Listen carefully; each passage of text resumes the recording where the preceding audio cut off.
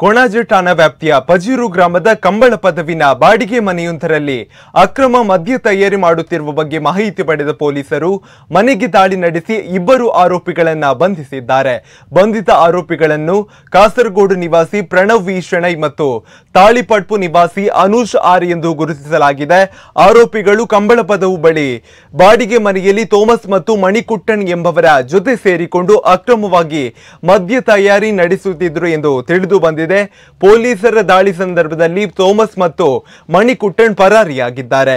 ಬಂಧಿತ ಆರೋಪಿಗಳನ್ನು ಪೊಲೀಸರು ಮನೆಗೆ ಕರೆದುಕೊಂಡು ಹೋಗಿ ಮಹಜರು ನಡೆಸಿದ್ದು, ಪೊಲೀಸರು ಮನೆಯನ್ನು ಪರಿಶೀಲನೆ ನಡೆಸಿದಾಗ ಸುಮಾರು 1,15,110 ರೂಪಾಯಿ ಮೌಲ್ಯದ ಅಕ್ರಮ ಮದ್ಯ ತಯಾರಿಕೆಯ 3 ಮಿಷನ್ಗಳು, ಮಿಕ್ಸರ್ ಮಿಷನ್, ಅಕ್ರಮ ಮದ್ಯದ ಬಾಟ್ಲಿಗಳು, ಮದ್ಯ ತಯಾರಿಕೆಗೆ ಬೇಕಾದ ಇತರ ಸೊತ್ತುಗಳನ್ನು ಪತ್ತೆ ಹಚ್ಚಿ ವಶಪಡಿಸಿಕೊಂಡಿದ್ದಾರೆ. ಆರೋಪಿಗಳ ವಿರುದ್ಧ ಕೊಣಾಜೆ ಠಾಣೆಯಲ್ಲಿ ಪ್ರಕರಣ ದಾಖಲಾಗಿದೆ.